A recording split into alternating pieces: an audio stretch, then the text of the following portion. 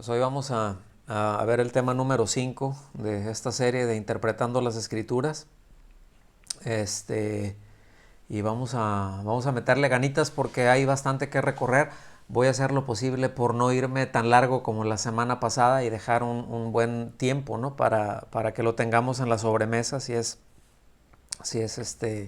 necesario. Pero bueno, vamos a ver el tema número 5 y este tema se llama Leamos con cuidado. Yo creo que eso es algo muy, muy clave, ¿no? Ahorita vamos a ver por qué, vamos a ver algunos ejemplos en todo esto. Y pues la verdad de las cosas es de que es tan importante este asunto de leer con cuidado porque Dios nos dejó su palabra escrita y tenemos que leer con cuidado. Es decir, la palabra de Dios, que es en donde nos expresa toda su idea y donde se revela Él a nosotros, pues nos fue dada precisamente para que nosotros podamos hacernos sabios en todo lo que refiere al tema más importante de nuestra existencia, ¿verdad? Como es el hecho de estar en comunión con Él, el cómo llegamos a conocerle y a lo largo de toda nuestra vida, de hecho, cómo nos vamos preparando para Él, para la eternidad, ¿no? Y esto es muy importante porque no quedaron cosas en el aire, es decir, Dios nos habló todo lo que nos tenía que hablar, Dios nos dijo todo lo que nos tenía que decir para este tiempo que estamos viviendo aquí. Y bueno, la realidad de las cosas es de que necesitamos leer con mucho cuidado. Ahorita van a ver por qué estoy enfatizando tanto esto. Por experiencia propia les digo esto, ¿no? Pero miren, vamos a entrar en tema. El asunto es que Dios quiere que todos le conozcamos. Dios quiere que lo entendamos. Dios quiere que abracemos, ¿verdad? Y que vivamos de acuerdo a lo que Él nos expresó, de acuerdo a lo que Él nos reveló.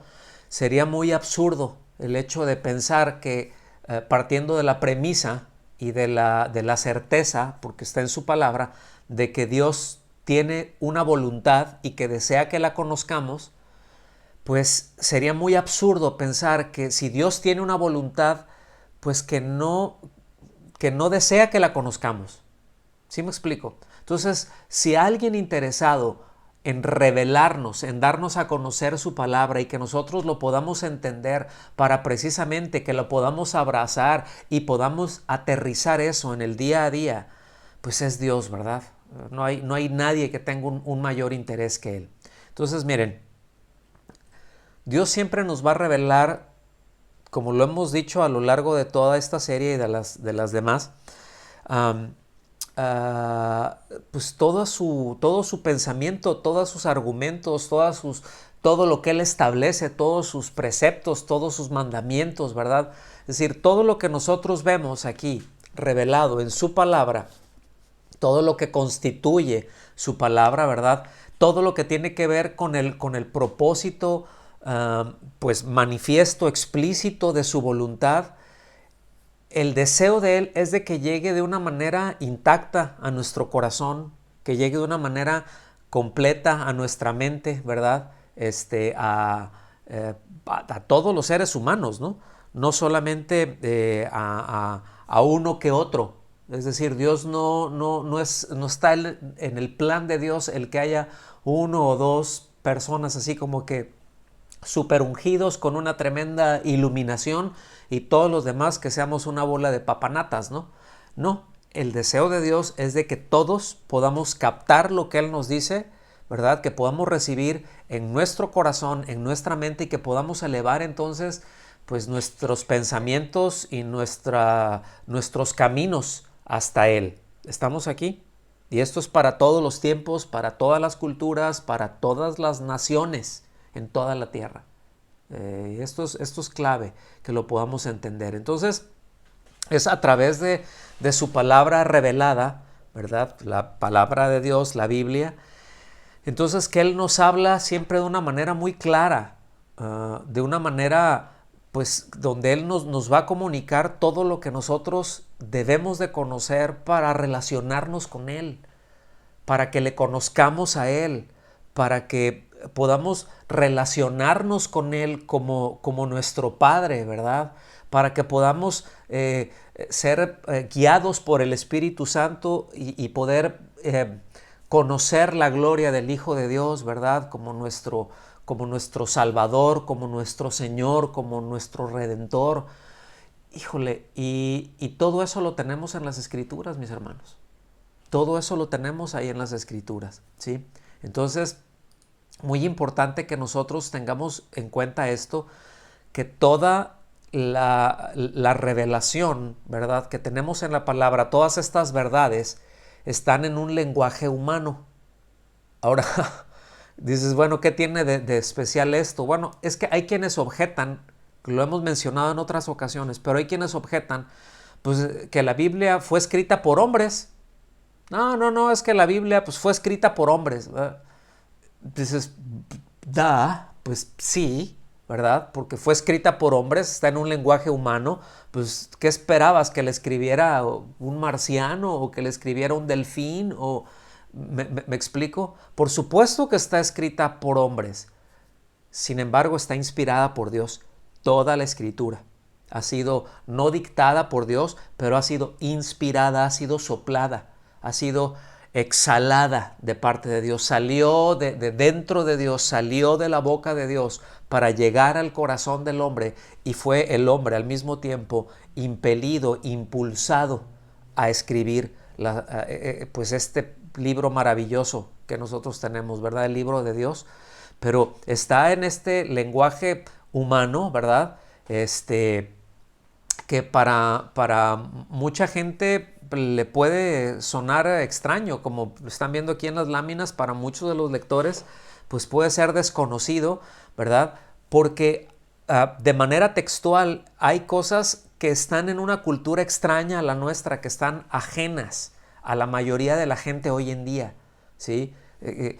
Lo que hemos hablado, si nosotros tomamos en cuenta que lo último que se escribió de las Escrituras fue aproximadamente hace 2000 años, y que hubo un periodo donde se escribieron aproximadamente de 1500 años, pues eso nos deja ver entonces la complejidad de esto, ¿verdad? Es decir, hay lapsos de la cultura, aún dentro de los mismos pasajes bíblicos, que de un pasaje bíblico a otro eso ya no se estilaba, eso ya no formaba parte de la cultura en la que se escribió una carta o un determinado libro, ¿sí? Aunque se llegue a hacer referencia, no llegaba a formar parte ya de esa cultura. Y eso es muy importante que nosotros lo tengamos en cuenta. Por eso debemos de leer con mucho cuidado. Ahora, en Romanos capítulo 15, de los versículos 4 al 6, nos dice el propósito para qué tenemos toda la Escritura. Dice, porque todo lo que fue escrito en tiempos pasados para nuestra enseñanza se escribió. ¿Para qué se escribió? Para nuestra enseñanza. Dice, a fin de que por medio de la paciencia, también aquí paciencia es perseverancia, ¿sí? A fin de que por medio de la perseverancia, fíjense, y del consuelo de las Escrituras, tengamos esperanza. Cuando nosotros somos perseverantes, ahí estamos, ahora sí que constantemente en la palabra, y vamos y nos detenemos y leemos y con mucho cuidado y meditamos y estudiamos y sacamos nuestras notas. Híjole, hay un consuelo que nos da esperanza. Hay una obra de parte de Dios en nuestro corazón por la influencia de su Espíritu Santo y con las Escrituras, que nos trae esperanza. Versículo 5. Y que el Dios de la paciencia y del consuelo les conceda tener el mismo sentir los unos para con los otros, conforme a Cristo Jesús, para que unánimes a una voz, textualmente se puede leer, con una boca, glorifiquen al Dios y Padre de nuestro Señor Jesucristo. Entonces fíjense qué maravilla.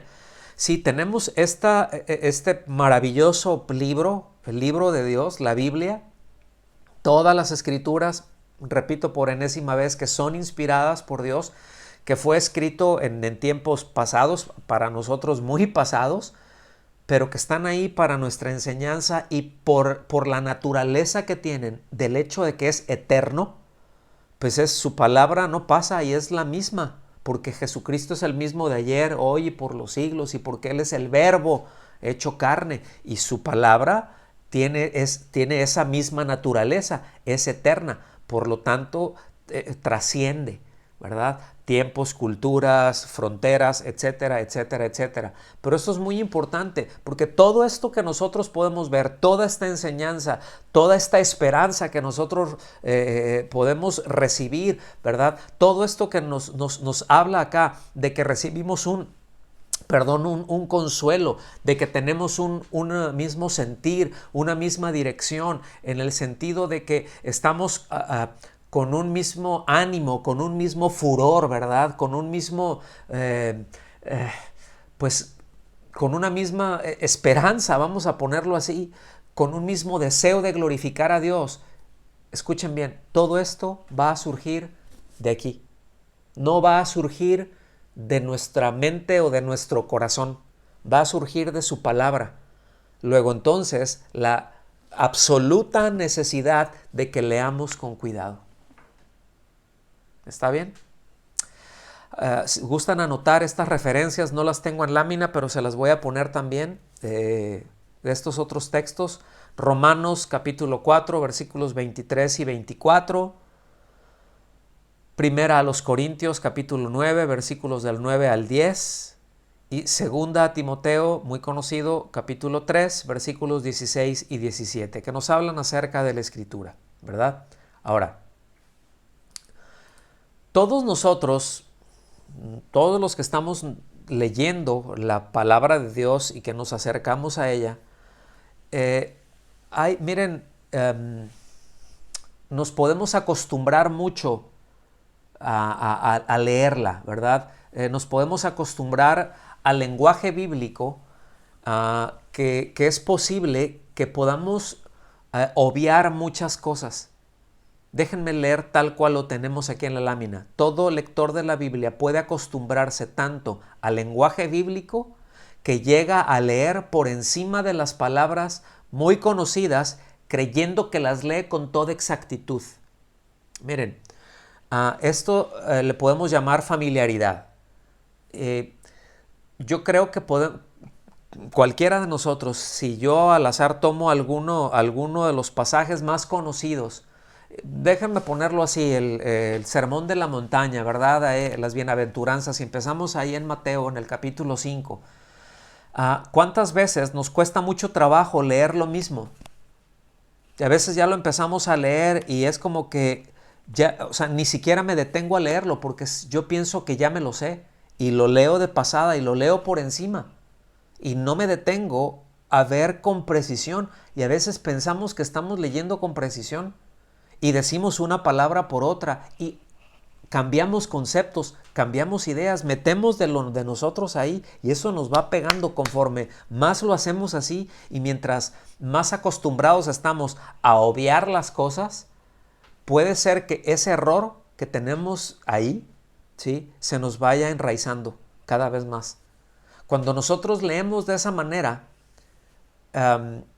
es decir, los errores que cometemos en una lectura habitual se graban de una manera muy profunda en el cerebro, lamentablemente. Y terminamos, repito, hace una semana, cuando mucho, algo estábamos comentando, Rocío y yo, y me hizo la observación ya no recuerdo cuál era el texto, pero el punto es de que es un texto que luego yo cito, aunque no lo estaba citando mal, no lo estaba citando textual. Y así vimos el ejemplo, que a veces nos sucede eso, ¿verdad? Y yo me quedé así y dije, pues sí, voy a checar eso porque es algo que de repente yo lo cito y no, ni siquiera lo estoy pensando, o sea, simplemente está ahí, ya está en la parte de atrás o de enfrente, o no sé en qué parte de mi cerebro esté, o anda flotando en algún lugar, pero salen, ¿no? Salen, o sea, viene a memoria y salen. Hay muchos textos y yo me puse a pensar en todo esto, y preparando también la clase, me puse a pensar en esto, cuántos textos que he encomendado a memoria, digo, los estoy citando bien, o he cambiado algo. Y bueno, eso es a manera personal, a darme la tarea a revisar eso. Yo le invito a que también lo haga, ¿verdad? Porque lamentablemente es muy común que mezclemos al texto ideas propias. Sí. Es muy común, eso ocurre muy común y no es nada nuevo. El Señor Jesucristo mismo, Él vio esta situación. Y miren, vamos a ver, ¿sí? Para que nosotros podamos entender de esta forma más correcta. Vayan ahorita allá a Lucas, allá al capítulo 10, yo se los voy a poner aquí, pero si lo gustan tener ahí, pero para entender esto de una manera más correcta, cualquier pasaje que esté aquí en la Escritura, necesitamos leerlo con cuidado, porque definitivamente, aunque toda la Escritura es inspirada por Dios y todo es importante, sí hay pasajes que son más trascendentes. Sí hay pasajes que tienen un impacto más profundo, ¿verdad? Y que si nosotros no ubicamos bien eso, entre más trascendente sea el pasaje que estamos tratando, pues más serios van a ser los errores que se cometen si no lo leemos bien. ¿Sí? Más serios van a ser los errores si no los leemos bien. En Lucas capítulo 10, versículos 25 y 26, el Señor Jesucristo les hace esta declaración, pero fíjense bien, les hace estas preguntas. Cierto intérprete de la ley se levantó y para poner a prueba a Jesús dijo: Maestro, ¿qué haré para heredar la vida eterna? Ese era un concepto que ellos se ubicaban, ¿sí? Vida eterna no fue un concepto nuevo que el Señor Jesucristo trajo. Esto era algo que ellos ya ubicaban, ¿sí? Pero Él le hace esta pregunta, no con buenas intenciones. De hecho, le hace esta pregunta buscando justificarse. Pero, ¿qué haré para heredar la vida eterna? Fíjense, y Jesús le dijo: ¿qué está escrito en la ley? Fíjense, número 1, ¿qué dice la Biblia? ¿Qué dice la palabra de Dios con esto? ¿Qué dice la Biblia? Pero después le hace otra pregunta: ¿qué lees en ella? También se traduce, y está muy bien traducido, ¿cómo lees? ¿Cómo lees? A ver, ¿qué dice y cómo lo lees? A ver, ¿qué es lo que está ahí? ¿Cómo lo entiendes? ¿Okay? Esta pregunta, esta referencia a leer con cuidado, con atención, es muy recurrente del Señor. Siempre lo refiere a las Escrituras y es quien más referencias al Antiguo Testamento da. Siempre está yendo a la palabra. Pero esta referencia de leer con cuidado, de leer con atención, repito, es muy recurrente de parte del Señor. ¿Sí? Porque entre la palabra, fíjense que Él se fue, ¿qué dice la Biblia? No, ¿cuál es la tradición? A ver qué dicen ustedes, a ver qué piensan ustedes, a ver los fariseos qué dicen de esto, y qué opinión tienen los saduceos de esto, ¿sí? Y qué opinión tienes tú, y qué opinión tiene aquel. No. ¿Y qué dice fulanita escuela rabínica? ¿Y qué dice esta otra escuela rabínica? No, el Señor se va ahora sí que a la médula. ¿Qué dice la palabra? Pero, ¿cómo lo lees tú? O sea, ¿cuál es la atención que tú le pones? ¿Cómo ubicas qué es la aplicación de eso que está diciendo? A ver, dímelo. Y bueno, ya le da toda una explicación ahí. ¿Por qué? Porque las falsas ideas acerca de la Biblia tienden a destruir la confianza de los que podrían aceptar sus enseñanzas. ¿Sí? Fíjense, el hecho de no leer con cuidado y de citar a la Escritura muchas veces de una forma descuidada, ¿sí? Y cuando alguien lo está leyendo y no se está dando cuenta ahí, de inmediato empiezan con que no, es que hay contradicciones, ¿verdad? No, pues yo no lo entiendo de esa manera, pero a veces ni siquiera se están deteniendo a ver qué es lo que dice. Y esto es muy peligroso. El impacto es muy fuerte.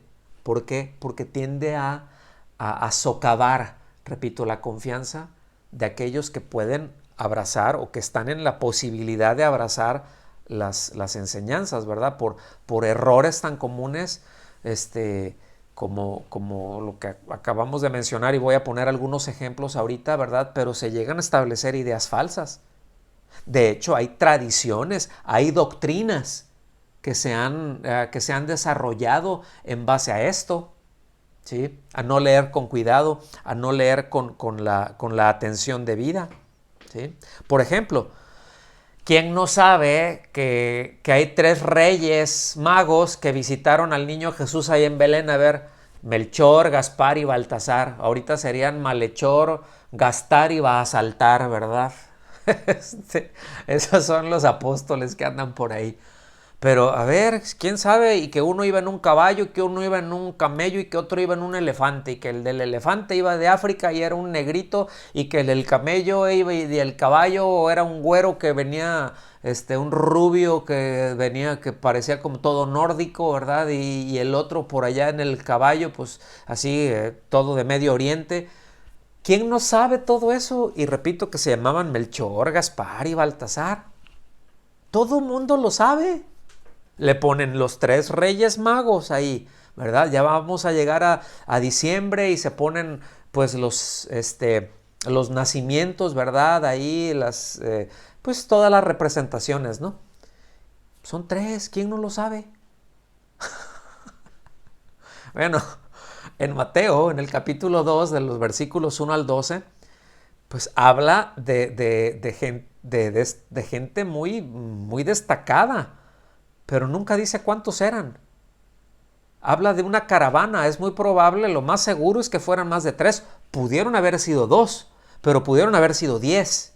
No dice cuántos son, ¿sí? No menciona los nombres de ninguno de ellos porque era una caravana, no iban ellos 3, ¿verdad? Nada más, iba una tremenda caravana con ellos. Una caravana siempre estaba compuesta de muchas personas, y la idea de que eran 3 probablemente viene de los 3 tipos de regalos que les llevaron. ¿Alguien se acuerda cuáles eran estos regalos? Oro, incienso y mirra. Entonces, bueno, pues ya los nombres también ya los dio la tradición, ¿verdad? Pero todo eso es completamente ficticio, pero eso ya está muy, muy metido en la mente de muchos. Eso ya está muy metido, es como que de un conocimiento muy general, ¿verdad? Entonces, mis amados, debemos de tener mucho, mucho cuidado. Siempre debemos de ver con mucho cuidado las palabras que están en el texto, ¿verdad? Tenemos que ver cómo es la sintaxis, ¿verdad? Es decir, cómo está formada una oración, porque es posible que una palabra o que una idea se tome por otra, es decir, que se confunda, porque la mezclé, porque me dio una impresión distinta, porque las más de las veces porque no me detuve a leer con cuidado, ¿sí? Y esto es muy lamentable. Entonces voy a citar otro ejemplo en 1 Timoteo 6:10. Nada más se gustan anotarlo ahí, 1 Timoteo 6:10. Pero me ha tocado ver que eso se cita frecuentemente, se cita de una manera equivocada. En 1 Timoteo 6:10 dice así: porque la raíz de todos los males es el amor al dinero, por el cual, codiciándolo algunos, se extraviaron de la fe y se torturaron con muchos dolores. Reina Valera, y se fueron traspasados de muchos dolores. Ahora, vamos a verlo así muy, muy rápido, porque ahora sí que como dice un hermano, ¿verdad? Abuelo de pájaro, le podemos asignar cosas que nada que ver. Pero vamos a ver lo que dice. Dice, porque la raíz de todos los males es el amor al dinero. El amor al dinero. Por el cual es amor al dinero, codiciándolo algunos, o sea, algunos codiciaron el dinero, se extraviaron de la fe. Esto de que se extraviaron de la fe quiere decir que se fueron por un mal camino. Quiere decir que se alejaron de la verdad, de una verdad que los condujo al error, ¿verdad? Pero por ese amor al dinero. Dice, y se torturaron, textualmente eso es lo que dice, y se torturaron con muchos dolores. Es decir, te da la consecuencia. Te dice cuál es el asunto, ¿verdad? El asunto es el amor al dinero. Te dice qué fue lo que pasó y qué consecuencia han tenido aquellos que se desviaron. Es la consecuencia. No es el tema, no es algo que quiero tratar, pero fíjense que aquí no dice que se fueron al infierno o que dejaron de servir a Cristo, sino que a donde los guió todo esto, y bueno, a donde guió a los que le enseñaron, pues sí, posiblemente fue al infierno algunos, pero hacia donde los llevó fue a mucho dolor, que fueron torturados por dolores que ellos mismos se buscaron, ¿sí? Por alejarse de la verdad, que debido al amor al dinero. Entonces, comúnmente se cree que el dinero mismo es la raíz de todos los males, y esto ha derivado en doctrinas erróneas históricamente por no ponerle la debida atención a las palabras que están en el texto. Es decir, hubieron históricamente, incluso, bueno, ya dentro de la Iglesia Católica, aquí la tienen como que bien revuelta, ¿no? Pero esto ha alcanzado también a sectores de la Iglesia Evangélica, ¿sí? Que hacen, vamos a decirlo así, algunas órdenes de la Iglesia Católica llegaban a hacer votos de pobreza. O sea, no puedo tener nada porque tener posesiones es malo, y hacían las cuestiones el tema de la vida monástica y lo transformaron en un ascetismo tremendo. Y podemos ver en la historia de la iglesia a muchos personajes que cayeron en este error porque le atribuyeron que el dinero en sí mismo es malo, ¿sí? Y bueno, por supuesto, de lo que se trata, que es el amor al dinero, pues a eso se le llama una raíz de toda clase de males. Esa es la enseñanza que está diciendo, de las cosas que debemos de tener cuidado. Otro ejemplo, pónganme atención, por favor. Pónganme mucha atención aquí, porque aquí me voy a aventar un clavadito en gramática, ¿sí? Que no estaría nada mal el hecho de que nos echemos una desempolvadita en esto. Pero déjenme ver otro ejemplo clásico. Juan 3:16. ¿Sí? Juan 3:16 dice así, Reina Valera lo dice así: porque de tal manera amó Dios al mundo, que ha dado a su Hijo unigénito, para que todo aquel que en Él cree no se pierda, mas tenga vida eterna. ¿Verdad? Entonces dice, porque de tal manera amó, para que todo aquel que en Él cree, y muy seguido se utiliza para que todo aquel que en Él crea. De hecho, incluso a mí me ha tocado ver cantos, ¿sí? Uno de ellos que dice, para que todo el que en Él crea. Pero crea y cree son dos cosas bien distintas, es muy distinto, ¿sí? Ahora, ¿en qué cambia y qué implica? Bueno, cuando dice para que todo aquel que en Él crea, miren, ese se llama, está en modo subjuntivo, así se conoce, tranquilos, ¿sí? Pero es un modo gramatical que está en el presente, y en muchos idiomas, ¿verdad? Les da diferentes valores, pero esos valores que les da, por ejemplo, en el modo subjuntivo, te da una afirmación hipotética, una afirmación incierta o una afirmación como un deseo. Ay, pues es que para que todo aquel que en Él crea, si nosotros citamos para que todo aquel que en Él crea, lo está haciendo como algo hipotético, ¿sí? Se le conoce como irrealis, ¿ok? O sea, no es una realidad, ¿verdad? Eso se opone al rasgo realis del modo indicativo en el que está todo aquel que en Él cree. Cree está en un modo indicativo y afirma realidad, afirma una certeza, está afirmando una certeza, ¿sí? No una posibilidad. Entonces, eso es un ejemplo nada más de cómo se puede cambiar el sentido fíjense, de un versículo tan importante. Si se cita mal y alguien que se detenga a leerlo con cuidado dice, a ver qué es lo que dice. No, tú lo estás citando mal. Y tenemos que tener mucho cuidado con eso, mis amados. Esto es muy importante. Es decir, la palabra de Dios no es cualquier cosa, no es cualquier texto. Todos los textos los tenemos que leer con atención. Cuanto más la palabra de Dios, un instructivo, el manual de algo que nosotros necesitamos hacer, le ponemos atención, cuanto más a la palabra de Dios. ¿Estamos aquí?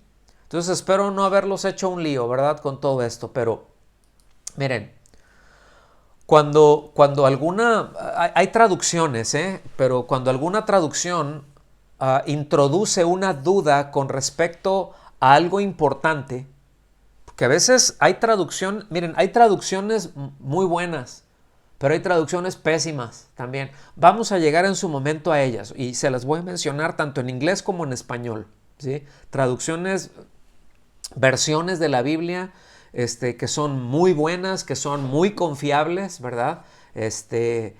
Pero otras que dices, esto lo inspiró del diablo, mano. O sea, lo que está reflejando era una incompetencia, una ignorancia de aquel traductor. Y vamos a ver algunas de esas después. Ahorita no tenemos tiempo para ello. Pero cuando introduce una duda con respecto a algo muy importante, siempre debemos de tener en claro y debemos de entender que algo está mal en la traducción, ¿sí? O que algo está mal en nuestra manera en que estamos leyendo el texto. ¿Está bien? Acuérdense, siempre tenemos que considerar que hay traducciones formales, es decir, que traducen, ya se los he comentado esto en otras ocasiones, que traducen textualmente y que son muy precisas. Por ejemplo, en español, pues tienes la Biblia del Oso, ¿verdad? Que es la versión Reina Valera, y todas las revisiones, Reina Valera, la de 1800 y tanto, la de 1903, después la revisión de 1960. Reina Valera es una excelente versión, es una excelente traducción. Tiene sus problemas como todas, pero no alteran el texto, ¿sí? Para mí, la que me parece más precisa en el lenguaje actual y de acuerdo a los manuscritos por todas las revisiones que tiene, ¿verdad? Es la Nueva Biblia de las Américas. Me parece me es más precisa, incluso viéndola, comparando con un interlineal, es más precisa. O sea, palabra por palabra es más precisa y más actual aún, ¿sí? Pero esas son versiones muy formales. Nosotros en inglés, pues está King James, ¿verdad? Que es muy buena Biblia en inglés. The New King James Version es muy buena. The New American Standard Version, la versión 2020, es excelente, ¿sí? Son textuales, pero también hay traducciones dinámicas. Y aquí es en donde luego llegamos a tener problemas, ¿sí? No es tan mal el hecho de tener y que tengamos traducciones dinámicas, pero las traducciones dinámicas interpretan ideas y no son precisas, ¿sí? Siempre pueden meter palabras o pueden meter conceptos muy equivocados, ¿sí? Hay algunas traducciones, hay algunas versiones dinámicas que en algunos versículos están muy bien. Sí te dan una idea y dices, no está, pero en otras quedan a deber mucho. Yo por eso tengo siempre mucha duda, ¿no? Con las versiones dinámicas. Si a mí me dijeran, quédate con una de las versiones dinámicas, ¿verdad? Yo me quedaría con la Nueva Traducción Viviente, ¿sí? Yo en lo particular. Está también la Nueva Biblia al Día, que son muy seguras, ¿no? Esas dos versiones en español, ¿no? Y entonces, pues siempre luego pueden meter palabras, pueden meter ideas que son equivocadas. Hay versiones que, por ejemplo, en Génesis capítulo 1, versículo 2, introducen la palabra caos. O sea, que había un caos. Y eso es contrario porque Dios no crea el caos, ¿sí? Pero bueno, eso es todo, eso es solamente un ejemplo y hay todo un tema, ¿no? Con respecto a eso. Espero que no les esté siendo muy árida esto es una lección, entonces no es propiamente una predicación. Entonces hay cosas que es importante que estemos tocando, ¿sí?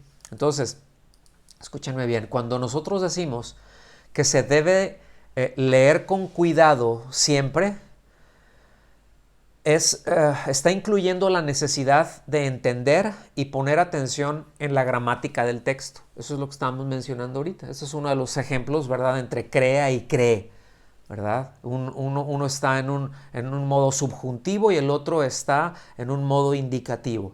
Y bueno, así es como está en español, pero también cuando nosotros vamos al texto, por ejemplo, si va uno al texto griego, siempre es muy importante ver en los comentarios cómo está indicado eso, ¿no? En qué tiempo, en qué modo está, para saber por dónde va.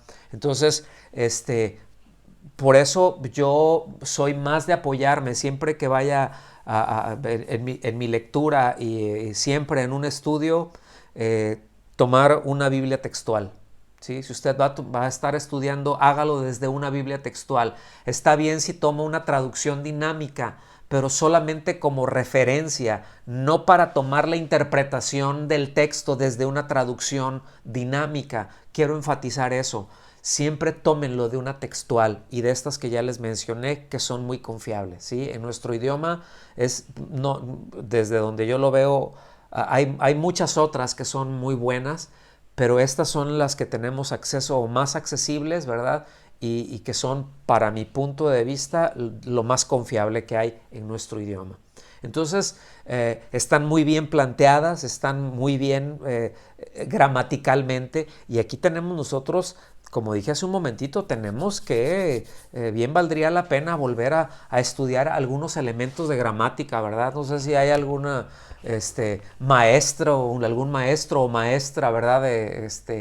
En medio de nosotros que nos pudiera de español o de castellano, que nos pudiera apoyar, incluso enseñar, porque la verdad de las cosas, a veces podemos hablar el español pero no saberlo, y necesitamos ubicarlo y necesitamos saberlo. Si vamos, mis amados, vamos a leer la Biblia en nuestro propio idioma. Yo no estoy diciendo, no, es que si no tenemos que leerlo en griego y tenemos que hacerlo ahí.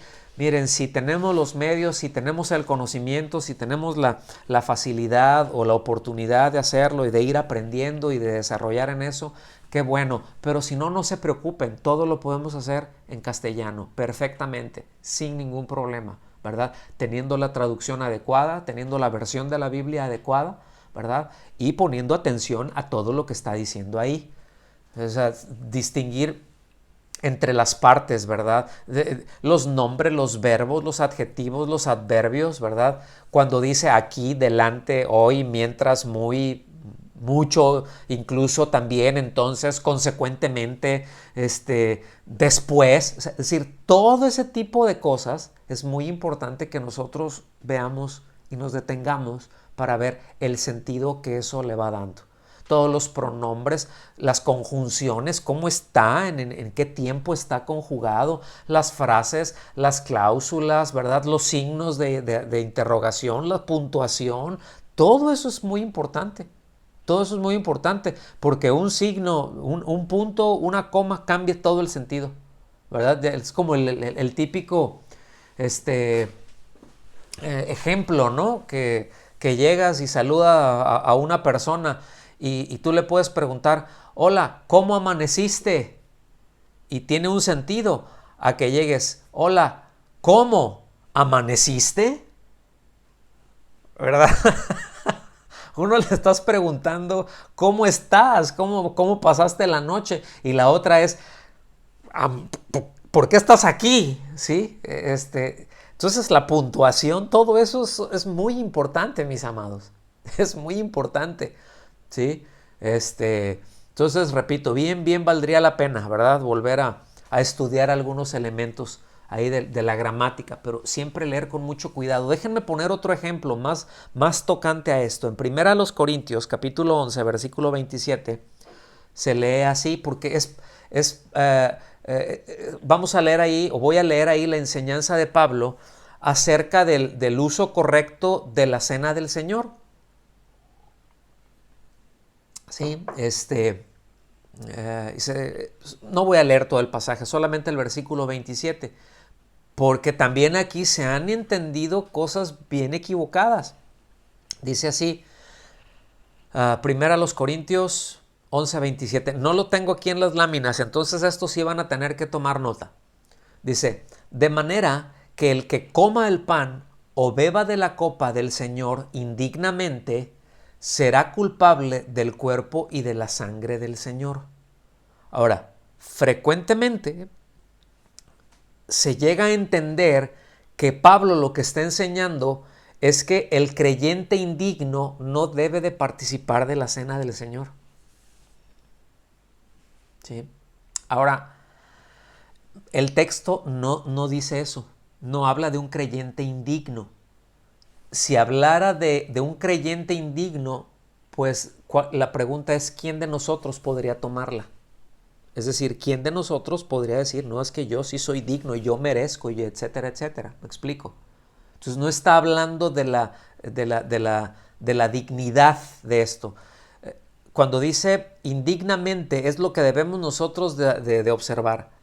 El que coma el pan o beba de la copa del Señor indignamente, nos está diciendo el modo de tomarlo, no el carácter de la persona, ¿sí? Indignamente entonces se refiere a la manera de comerlo, no al carácter de la persona, a la manera de comerlo. Entonces lo que está diciendo es que no debemos de tomar la cena del Señor pues de una manera indigna. ¿Cómo es una manera indigna? Pues por ejemplo, menospreciando, ¿verdad? Burlándose de ella, ¿verdad? Con las inmoralidades que se cometían o que se llegan a cometer, pero eso que está hablando el apóstol Pablo dentro del contexto de la iglesia en Corinto, ¿verdad? Dentro de ese contexto pues se daban inmoralidades y no, pues andaban así como que pues no pasa nada, ¿verdad? Y con una serie de excesos, ¿verdad? Pensando que no había problema. Y pues había ignorancia, ¿verdad? Otros bebían hasta emborracharse en la cena del Señor, imagínense en esos ágapes. O sencillamente pues lo tomaban solamente como un evento social, como que no, con ligereza pues, como que va, pues nos venimos a reunir, pasamos un buen tiempo y pues listo, ya me voy. Eso es indignamente. Y hacerlo de esa manera eres culpable del cuerpo y de la sangre del Señor. Es decir, estás del lado de los que gritaban, sí, crucifícanlo, y de los que ejecutaron la sentencia. ¿Estamos aquí? Es muy delicado, pero hay que leer con cuidado, mis amados. Entonces, en todo momento se debe de poner mucha atención en la lectura para poder tener el sentido que la lectura, que el texto nos está dando, ¿verdad? Se debe de hacer caso en todo esto que mencioné, ¿sí? Siempre al leer pasajes muy largos u oraciones muy largas, hay oraciones que son complicadas, debemos de ir leyendo frase por frase, ¿verdad? Y cláusula por cláusula como parte de un todo, ¿sí? Sí, hay que hacer las pausas que es necesario hacer para poder captar la relación que existe entre una y otra, pero siempre tenemos que ver en general, no podemos aislar frases nada más, sino siempre verlas de una manera general, pero vamos viendo, a ver una frase, a ver esta idea, ¿me quedó claro? Sí, la que sigue y la que sigue, cómo se empata todo, ¿sí? No dejarlas aisladas, no son frases sueltas, no está escrita la Biblia como frases sueltas, ¿ok? Va hilado perfectamente todo. Yo espero que hasta aquí vayamos captando muy bien esto, ¿sí? Porque ya estamos entrando aquí ahora sí que en la parte final del tema de hoy. Solamente me restan ver tres puntos más.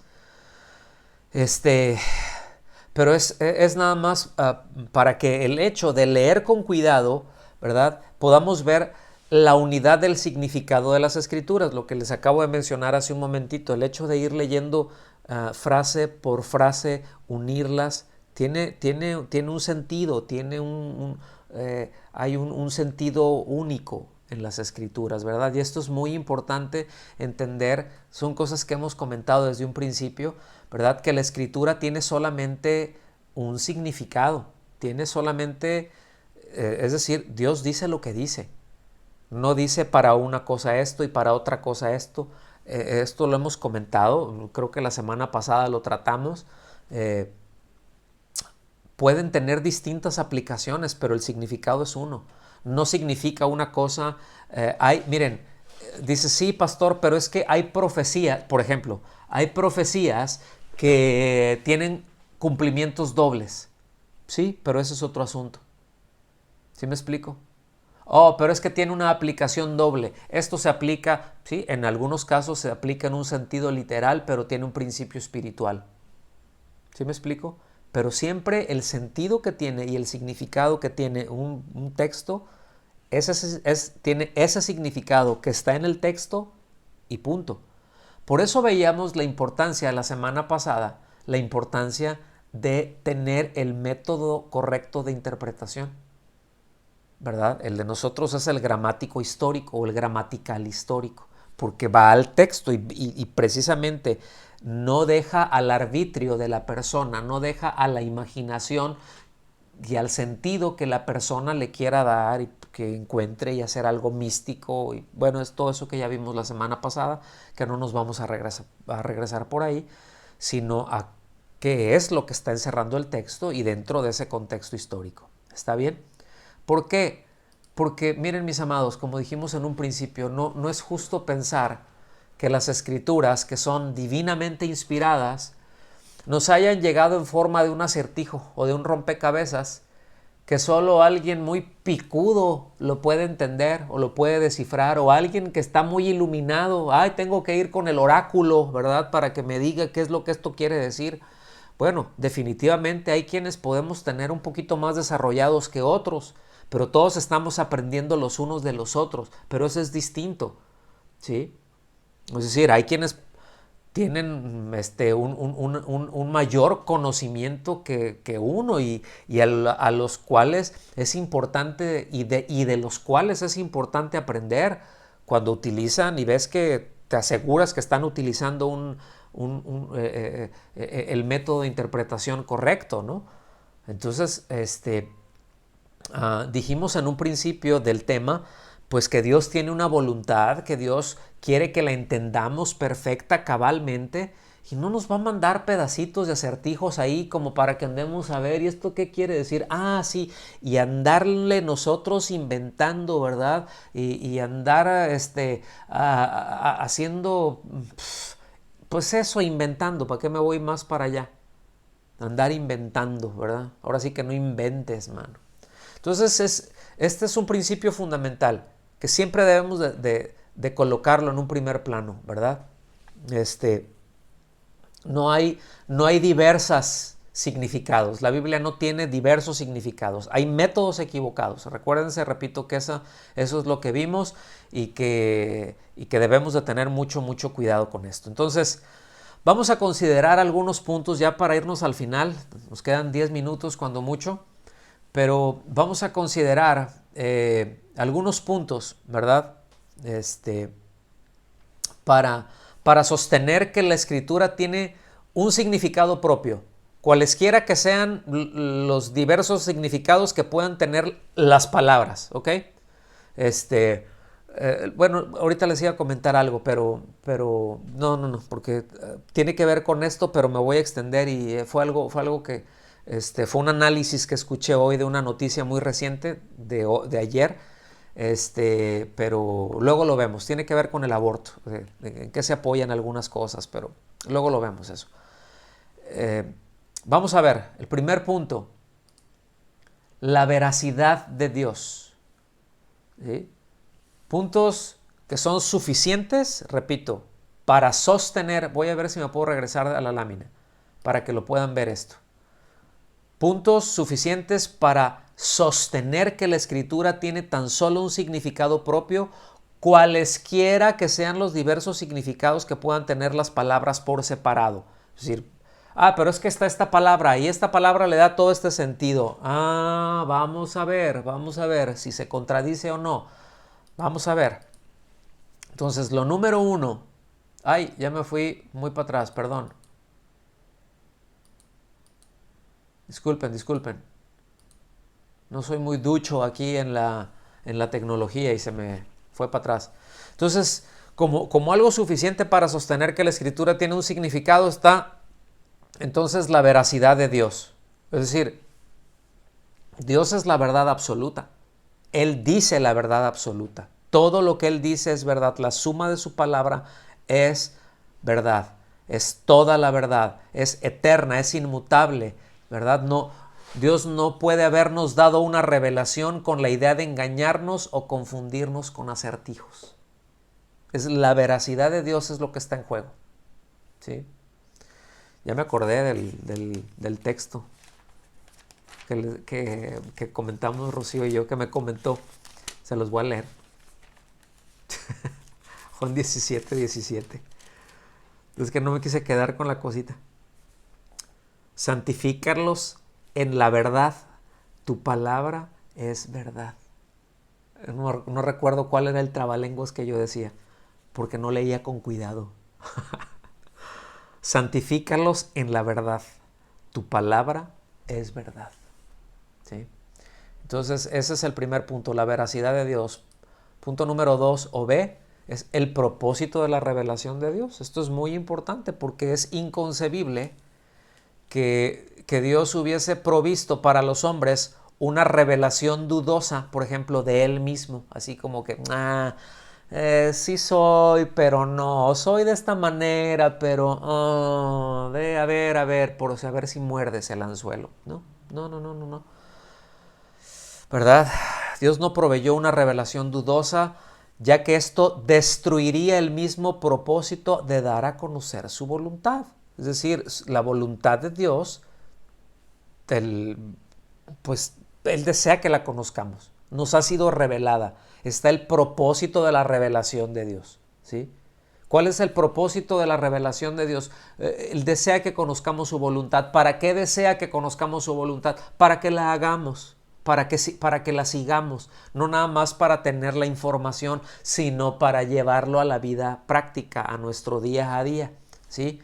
Miren, hay un exégeta, es un maestro, y no es un traductor, pero es un exégeta, es un teólogo, él. Era, ¿verdad? No murió no hace mucho, el hermano Ernesto Trenchard.